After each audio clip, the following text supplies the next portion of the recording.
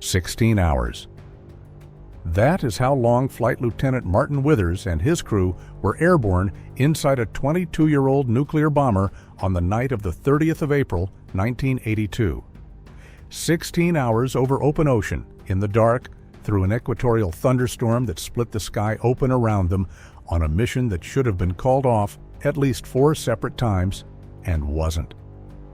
When they crossed the coast of the Falkland Islands at low level and released 21 1,000-pound bombs across the runway at Port Stanley, they became, in that single moment, the crew of the longest bombing raid in the history of aerial warfare. The entire chain of events, the weather, the broken equipment, the fuel crisis, the decision to keep going, produced a strategic effect so disproportionate to the physical damage caused that military analysts are still arguing about it. And somewhere in the United States Air Force, planners who had spent 2 decades convinced that long-range conventional strike was an American specialty sat down and began writing a very different kind of paper. This is the story of Operation Black Buck. It is a story about improvisation on a scale that would be extraordinary in peacetime and was almost incomprehensible in a shooting war. It is a story about a bomber designed to carry nuclear weapons to Moscow, being sent instead to the bottom of the world with a load of conventional iron bombs and a crew who had to relearn skills that the RAF had quietly stopped practicing. And it is a story about what one bomb crater in a runway, one single bomb out of 21 dropped, can do to the strategic calculus of an entire conflict when the people who put it there are willing to press on regardless of what the aircraft, the weather, or the mathematics of fuel consumption are telling them. The Americans watched all of this. They studied it.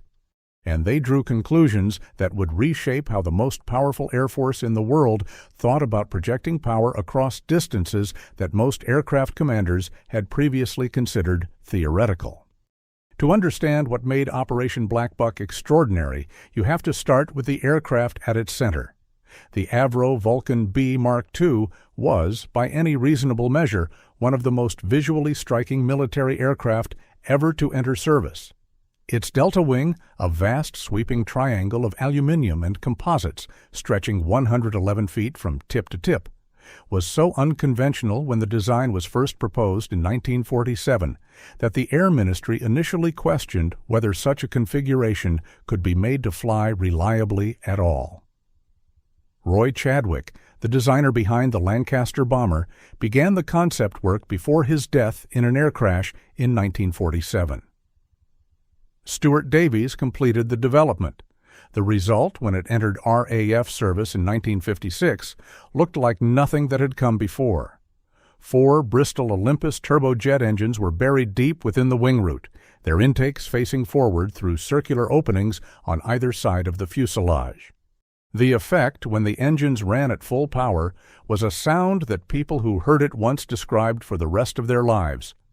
A howl that rose from a deep, chest-resonating thunder to a near-supersonic shriek as the throttles advanced. At air shows, crowds backed up instinctively when a Vulcan turned onto the runway. The aircraft was not threatening in the way that a fighter jet is threatening. It was threatening in the way that a force of nature is threatening. Something that large should not be able to move that fast or climb that steeply. And yet it did.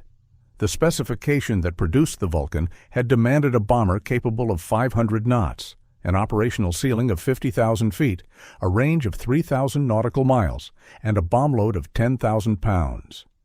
The Ministry of Defense wanted a platform capable of reaching Soviet targets from British bases and returning at altitudes where the Soviet air defense network of the early 1950s could not reliably intercept it.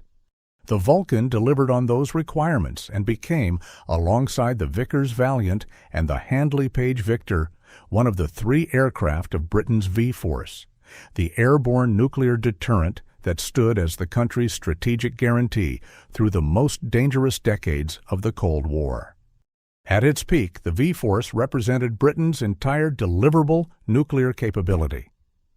The weapons carried had names drawn from a peculiar British tradition of giving lethal objects pastoral color codes: Blue Danube, Red Beard, yellow sun, blue steel. These were not small devices. The Yellow Sun Mark II, fitted with a warhead known as Red Snow, carried a yield of 1.1 megatons. A single Vulcan loaded with that weapon, if it successfully reached its assigned Soviet target, would have rendered a city of millions uninhabitable for a generation. The crews who flew these aircraft lived inside this knowledge. In the late 1950s and early 1960s, 2 jets in every Vulcan base were armed and ready at all times, crews on 15-minute readiness, sitting in cockpits dressed in full flight gear, waiting for an order that they understood would mean the end of the country they were flying from. The psychological weight of that standing duty is difficult to convey to anyone who has not experienced it. Former Vulcan pilot Nick Dennis described the sensation years later. The certainty that if the scramble was genuine, there would be nothing to come home to. But the world moved on. By the mid-1960s, Soviet surface-to-air missiles had improved to the point where high-altitude penetration was no longer survivable, and the V-Force was retrained for low-level flight profiles that hammered the airframes and shortened the service life of aircraft that had been designed for a different operational regime. By 1969, the nuclear deterrent role had been transferred to the Royal Navy's Polaris submarines, and the Vulcan found itself without a primary mission. It lingered in service, adapting to whatever secondary roles could be found: conventional bombing, maritime radar reconnaissance, electronic warfare, while the air staff quietly planned its retirement. By 1982, the Vulcan's planned withdrawal from service was imminent. Some aircraft had already been stood down. Then Argentina invaded the Falkland Islands. On the 2nd of April 1982, Argentine forces landed on the Falkland Islands and overwhelmed the small Royal Marine garrison defending them. The British government's response was immediate and politically unequivocal. A naval task force would sail south, and the islands would be recaptured. What was less immediately clear was what the Royal Air Force could contribute to an operation being mounted at the extreme end of any conceivable logistical reach. The Falkland Islands lie approximately 8,000 miles from the United Kingdom. The nearest British territory capable of serving as a base was Ascension Island, a small volcanic outcrop in the middle of the South Atlantic, roughly equidistant between the UK and the Falklands, 3,900 miles from Port Stanley. There were no airfields within practical range of the islands that Britain controlled. The task force would carry Sea Harrier jets aboard its carriers, but these were short-range aircraft incapable of providing the kind of long-range strike that could threaten Argentine positions before the fleet arrived. And the fleet's arrival was weeks away. The Argentine military was well aware of this geometry. They had occupied an airfield at Port Stanley, which they renamed Puerto Argentino, and were lengthening the runway. American intelligence noted by the 9th of April that Argentine engineers were extending it to accommodate fast jets. Of 4 Skyhawks, Mirage 3s, Super Etendards. If those aircraft could refuel at Port Stanley, they would be operating from a forward base within striking distance of the entire British task force. Every day that runway remained functional increased the threat to the ships, the aircraft, and the thousands of men sailing south inside them. The RAF's Air Chief Marshal Sir Michael Beetham understood this problem with crystalline clarity. He also understood something else. The Vulcan, an aircraft that everyone had decided was obsolete and unnecessary, had a range that nothing else in the British inventory could match. If it could be made to work, if the dozens of practical obstacles could be overcome, it could reach the Falklands from Ascension Island and put bombs on that runway before the task force was anywhere near the exclusion zone. The obstacles were not trivial. The Vulcan's air-to-air refueling system had been deactivated and physically blocked off years earlier when the aircraft's nuclear mission made refueling in the air unnecessary. The probe would have to be rebuilt and tested. The crews had not practiced conventional bombing with iron bombs for years. Retraining would be required. The distance involved was so extreme, 3,900 miles each way, 7,800 miles round trip, that no single refueling tanker could carry enough fuel to sustain the mission. A cascade of tankers would be needed, each passing fuel to the aircraft ahead before turning back like a chain of relays across the open ocean. The planning for this aerial refueling sequence was, in its complexity, unlike anything the RAF had attempted in the post-war era. The Victor K-2 tanker was the only aircraft in the British inventory with the range and fuel capacity to make the relay work. 11 Victors would be assigned to a single Vulcan sortie. They would take off from Ascension Island in waves, refueling the Vulcan and each other in sequence, each one turning back when its own fuel state reached the minimum required to return to Ascension.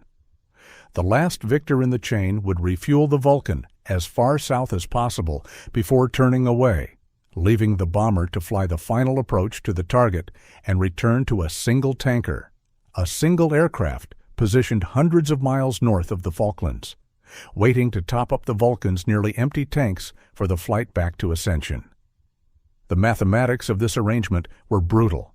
The entire plan rested on every refueling transfer working perfectly, in weather that could not be predicted, at night, over open water, hundreds of miles from any assistance. A single failure, a broken hose coupling, a probe that wouldn't mate, a tanker that burned too much fuel in the wrong weather, could cascade into the loss of a Vulcan and its crew with nothing to show for it. The RAF's answer to this was to do it anyway. 3 Vulcan crews were selected and put through an accelerated training program. They flew bombing runs on Scottish test ranges, practicing conventional delivery techniques that most of them had barely touched since early in their careers. They relearned how to fly the aircraft at low level in ways that stressed airframes already carrying decades of accumulated fatigue. They practiced refueling approaches in simulated darkness, taking on fuel through the rebuilt probe systems, learning the precise adjustments needed to hold position behind a Victor's refueling basket in turbulence. The primary crew for the first mission, designated Black Buck 1, was led by Squadron Leader John Reeve. Flight Lieutenant Martin Withers and his crew were designated as the reserve. 2 Vulcans would take off from Wide Awake Airfield on Ascension Island on the night of the 30th of April. If the primary aircraft remained serviceable, it would complete the mission. If not, Withers and his crew would take over. At 10:30 in the evening, both Vulcans taxied onto the runway behind a stream of 22 Victor tankers.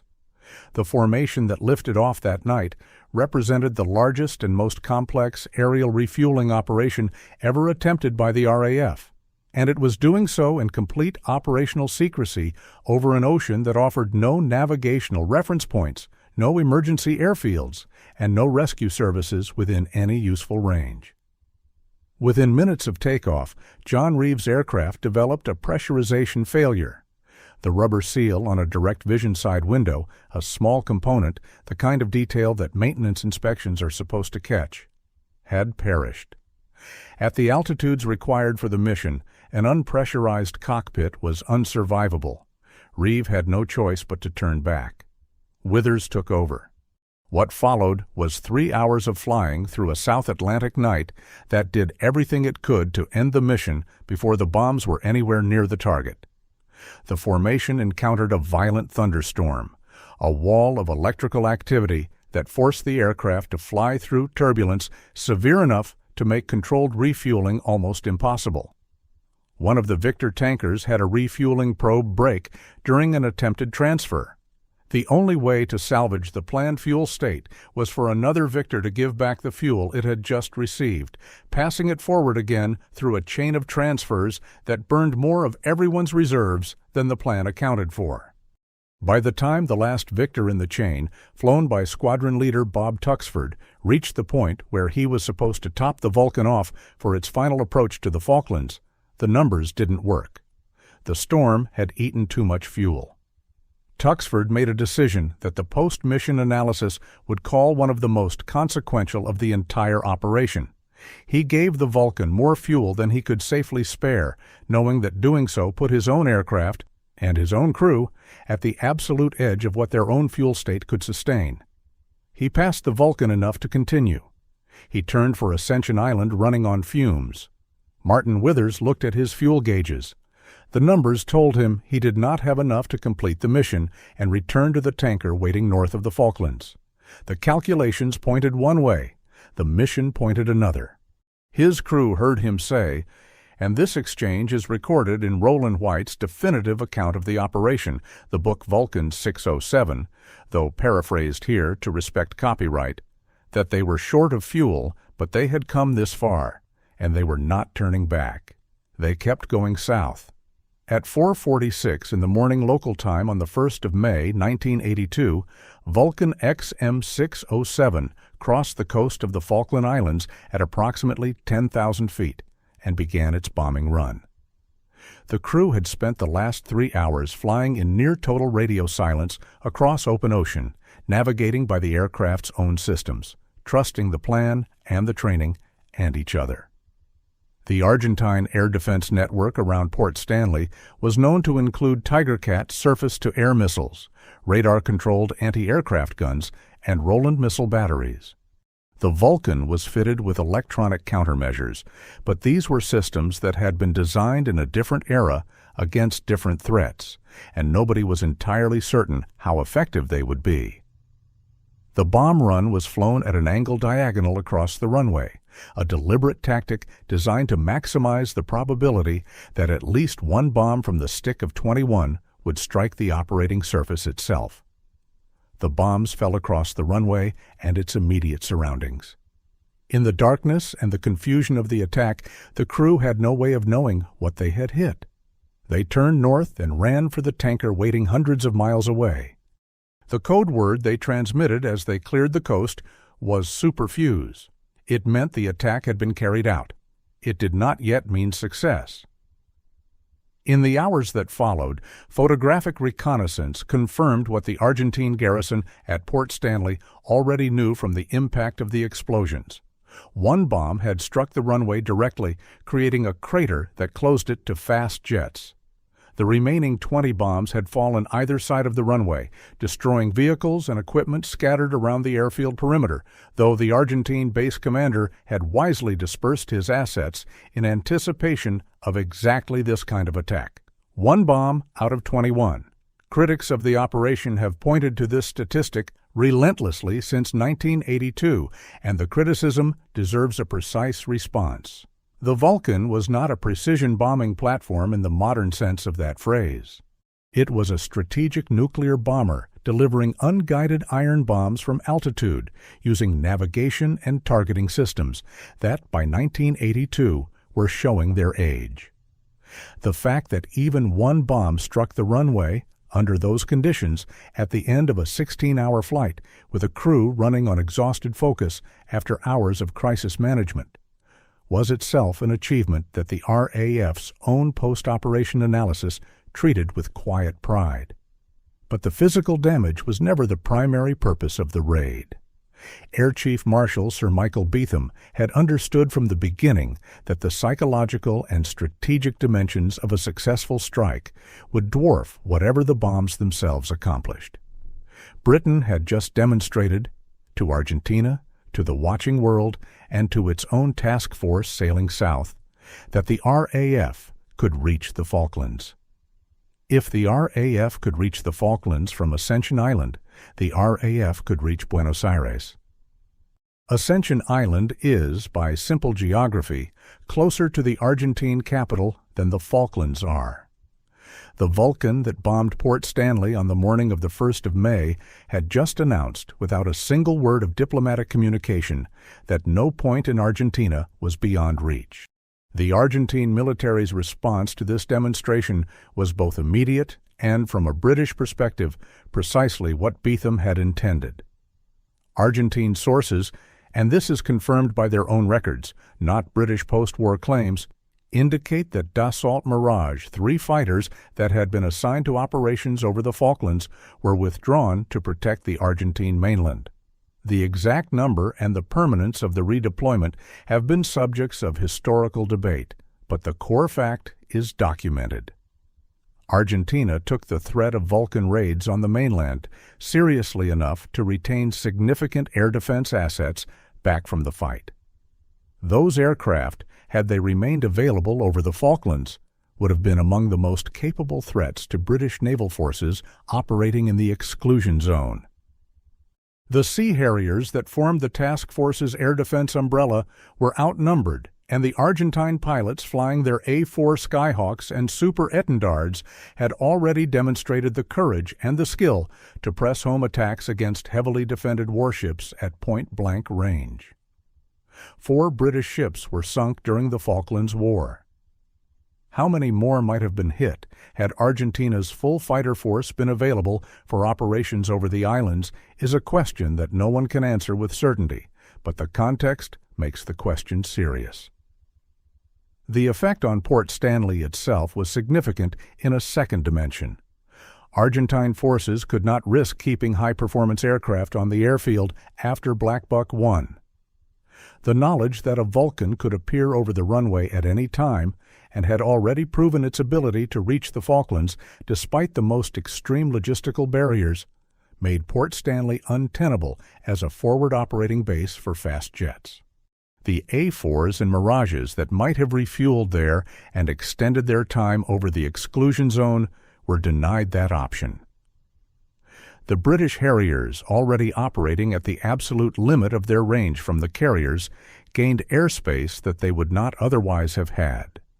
Bob Tuxford, the Victor pilot who gave away his reserve fuel to keep Withers flying south, was awarded the Air Force Cross. Withers himself was awarded the Distinguished Flying Cross. The decorations acknowledged individual acts of courage and professional excellence in conditions that, by any ordinary measure, should have resulted in the mission being aborted.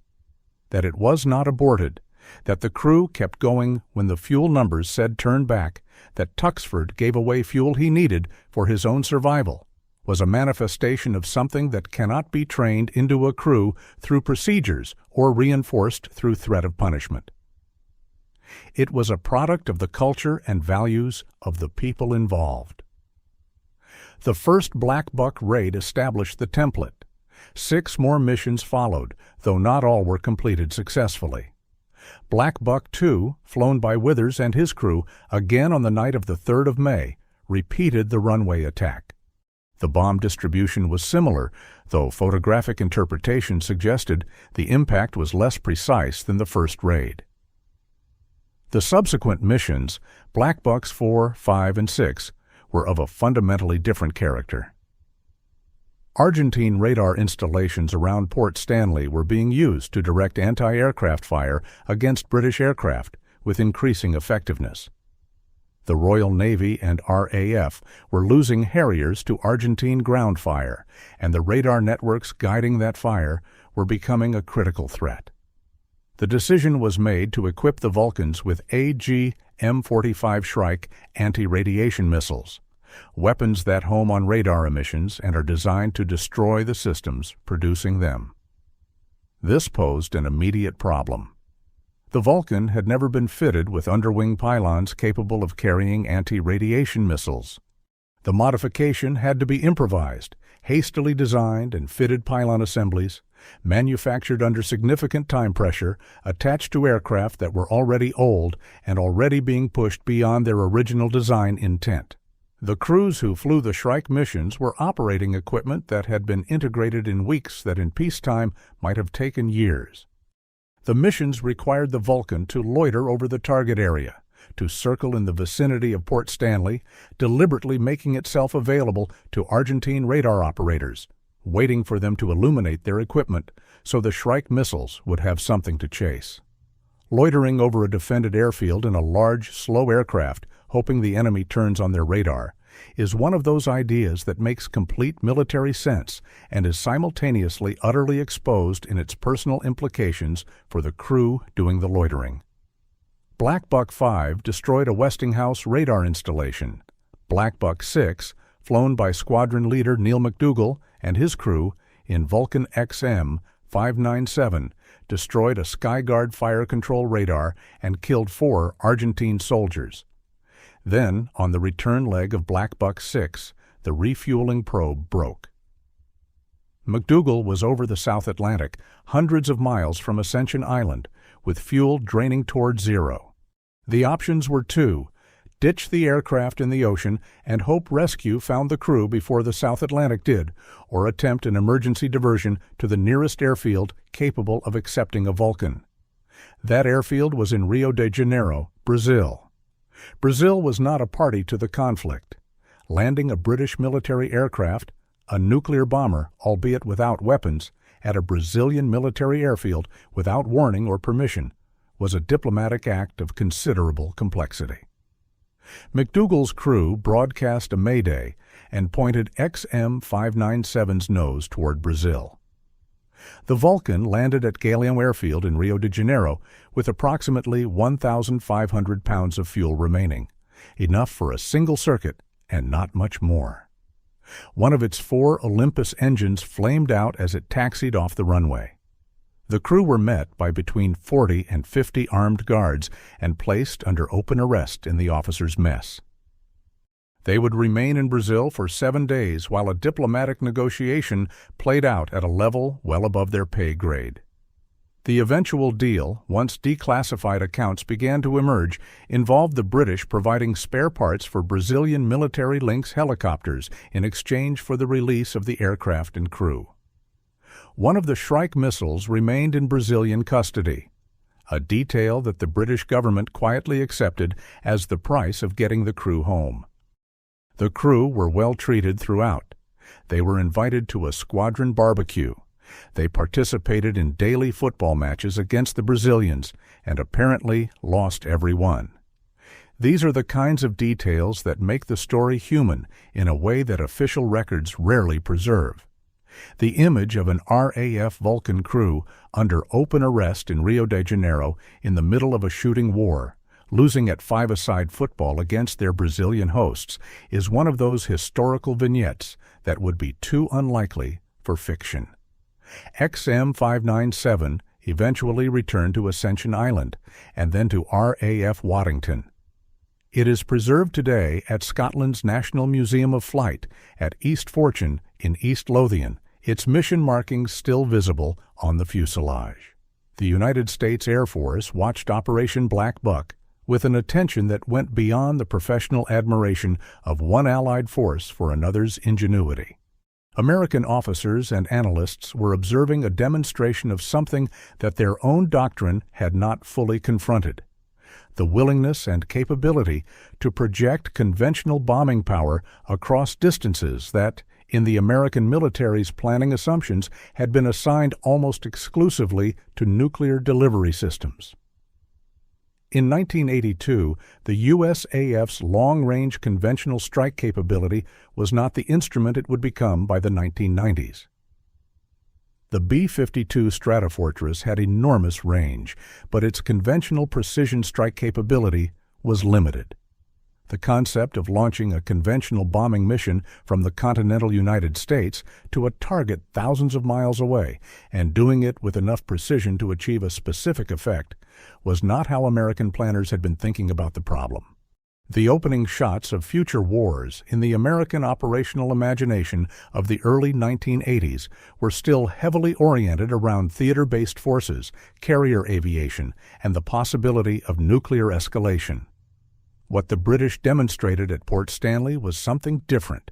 A single bomber, flying from a staging base at the limit of its range, supported by an improvised tanker relay, could put conventional bombs on a specific target at the far end of a reach that most of the relevant planning documents had written off as impractical. The mission did not require theater presence. It did not require a carrier within range. It required an aircraft with sufficient range, sufficient bombs, sufficient fuel management creativity, and a crew willing to keep flying south when the numbers said to turn back. The parallels with what the U.S. Air Force would eventually develop, the doctrine of global conventional strike from continental U.S. bases, the use of B-52s launching from Barksdale, Louisiana, to strike targets in Iraq at ranges exceeding 14,000 miles round trip, are not coincidental. The AGM-86C conventional air-launched cruise missile, which was operationally employed for the first time in Desert Storm in January 1991, represented the maturation of a concept that Black Buck had sketched in rough outline 9 years earlier. 7B-52 H's flying from Barksdale to launch points over the Persian Gulf and back, carrying 35 cruise missiles that struck Iraqi targets with GPS-aided precision. This was what the American version of Black Buck looked like when it had a decade's worth of development behind it. The B-52 sorties that opened Desert Storm are recorded as the longest-known combat aircraft sorties in history at that point. Over 14,000 miles and 35 hours of flight. They were longer than Black Buck 1 only because the Americans had the tanker capacity and the aircraft endurance to sustain them. The underlying concept, that a bomber could project conventional power from a base thousands of miles from its target, using aerial refueling as the enabling technology, had been demonstrated operational in the South Atlantic in 1982. The subsequent development of B-2 Spirit stealth bombers flying from Whiteman Air Force Base in Missouri to targets in Kosovo and Afghanistan further extended the concept into the era of penetrating long-range conventional strike. The B-2's missions during Operation Allied Force in 1999, flying across the Atlantic to strike targets in Serbia and returning nonstop to Missouri, were the technological successors of what Withers and his crew had done with 22-year-old equipment and improvised solutions over the South Atlantic. None of this is to suggest that the American development of long-range conventional strike capability was simply a matter of copying what the British had done. The technological, financial, and doctrinal investment required to build a genuine global conventional strike capability was enormous, and the Americans brought to that development resources and institutional momentum that dwarfed anything the British had available. But the demonstration that it could be done, that a crew in an aging bomber could improvise a solution to a range problem that seemed insurmountable, keep going when the fuel said stop, hit a target that doctrine said was unreachable, and achieve a strategic effect out of all proportion to the physical damage caused. That demonstration occurred first at Port Stanley on the morning of the 1st of May, 1982. There is a moment in the record of Black Buck 1 that sits at the heart of everything the operation meant. It occurs when Martin Withers is looking at his fuel gauges, doing the arithmetic that every pilot does when the numbers are trending in the wrong direction, and deciding that the arithmetic is wrong about what should happen next. His crew were not children. They understood what the fuel state meant. They had been in the air for hours. They were hundreds of miles from any friendly assistance. The last victor had turned away. Ahead of them was defended Argentine airspace. Behind them was the open South Atlantic. Withers told his crew they were short of fuel and that they were not turning back. That decision, and Tuxford's decision to give away fuel he needed for his own survival, contains something that is genuinely difficult to articulate in the language of operational analysis. It is not simply courage, though it is that. It is not simply professionalism, though it is that too. It is a specific quality that the British military had been selecting for and cultivating for a long time. A willingness to absorb the information that the situation provides and decide with full knowledge of the risk that the mission matters more than the safety margin. The Vulcan force had lived with this quality for 25 years before 1982. The crews who had sat in cockpits on 15-minute readiness with nuclear weapons in their bomb bays, knowing that the order to launch meant the end of everything, had developed a relationship to existential risk that most human beings never encounter. When Withers and his crew pointed their aircraft south toward Port Stanley, with not enough fuel to guarantee their return, they were not operating outside their psychological formation. They were operating exactly within it. This is what the Americans in the planning cells and analysis rooms were watching when they studied Operation Black Buck. Not the specific tactical innovations, the refueling relay, the diagonal bombing approach, the Shrike integration. These were interesting engineering solutions, What they were watching was a demonstration that a crew could be formed through selection and training and institutional culture that would make that decision and execute it correctly under those conditions. Black Buck 1 flew on the night of the 30th of April, 1982.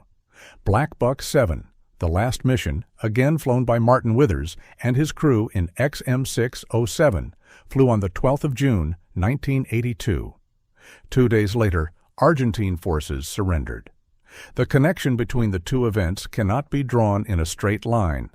The Falklands War was won by the men who fought on the ground at Goose Green and Mount Longdon and Wireless Ridge, and by the sailors who kept the ships operating under air attack that cost HMS Sheffield, HMS Coventry, HMS Ardent, HMS Antelope, and the Atlantic Conveyor their existence. The war was not won by the Vulcan force alone. But the context the Vulcan force created at the beginning of that war, the grounding of Argentine fast jets at Port Stanley, the withdrawal of Mirage fighters to protect the mainland, the demonstration to Argentina's military and political leadership that Britain's reach extended to every corner of their country, shaped the conditions within which every subsequent engagement took place. Bob Tuxford, who gave away the fuel that let Withers keep flying south, was awarded the Air Force Cross. He had calculated correctly that his own aircraft could get home on what remained, and it had, just barely. Martin Withers left the RAF as a squadron leader in 1991. He has described the raid in the years since with the measured language of a professional who did a job that needed doing and did not find it useful to ornament the description. The code word superfuse, the signal that the attack had been carried out, is in some ways the most complete account of the mission that the participants have ever offered. Vulcan XM607, the aircraft that flew both the first and the last Black Buck missions, is preserved at the Imperial War Museum at Duxford in Cambridgeshire, where it sits in the American Air Museum, a building dedicated to Anglo-American air power cooperation, surrounded by aircraft representing half a century of the Atlantic Alliance. The placement has a certain logic to it. The machine that demonstrated what long-range conventional strike could accomplish in the hands of a crew that wouldn't turn back sits among the descendants of the doctrine it helped inspire. The U.S. Air Force B 52 sorties that opened Desert Storm, the B-2 missions over Serbia, the decades of CAL-KM development and global strike planning that followed. These are the operational grandchildren of what Withers and his crew did. The RAF called it Black Buck. The Americans, studying it in the years that followed, called it something else. They called it a model. There is a detail in the planning record for Operation Black Buck that receives less attention than the technical innovations and the fuel state heroics, but which captures something essential about the operation's character. When the RAF's planners began working on the problem of reaching the Falklands from Ascension Island, they discovered that they were not, in the strictest sense, starting from zero. The Vulcan force had been planning routes to Soviet targets for 25 years. The discipline of long-range mission planning, the careful construction of refueling rendezvous, the calculation of fuel states at every checkpoint, the identification of abort points and emergency procedures, was embedded in the institutional memory of the crews and the planning staffs who supported them. The specific route to the Falklands was new. The methodology for building that route was not. When the crew of XM607 sat down to plan Black Buck 1, they were applying skills that had been refined through thousands of hours of nuclear strike training against targets thousands of miles from home. The route they were about to fly was different. The skills they used to plan it were not. In a real sense, they had already flown this route, not this specific course across the South Atlantic to a windswept runway in the Falklands, but the route of a long-range mission in a heavy bomber at the end of its fuel state over open ocean with no assistance available and a target that needed to be hit regardless. That route they knew. The Americans watching the operation came to understand this in the years after the war. The capability had not been created for the Falklands. It had been created over 25 years for a different war that never happened, and when the Falklands arrived, it was ready in a form that nobody had specifically planned for, but that the training and culture had made possible anyway. That is the lesson that penetrates deepest when you study what the RAF Vulcan crews accomplished in 1982. The specific mission, the fuel relay, the one bomb on the runway, the Shrike flights, the detour to Rio de Janeiro. These are the memorable details of a remarkable episode. But beneath them is a principle that the American planners absorbed and that every Air Force that has studied the Falklands campaign since has had to reckon with: the capability to project power at extreme range through improvised solutions to impossible problems by people who are willing to make the decision that the fuel state says they shouldn't. That capability is not built in weeks. It is built over decades in training regimes and institutional cultures that most people never see or think about, and it is spent in moments of crisis that nobody specifically anticipated. Martin Withers looked at his fuel gauges over the South Atlantic and decided the mission mattered more than the margin. The crew of XM597 loitered over a defended airfield for 40 minutes, trying to make Argentine radar operators turn on their equipment, and then diverted to Brazil on fuel they barely had. The Americans sat in their analysis rooms and read the reports. Then they started planning longer missions. The Vulcan was retired from service in 1984, 2 years after the last Black Buck raid. The route was already flown. What it pointed to had only just begun.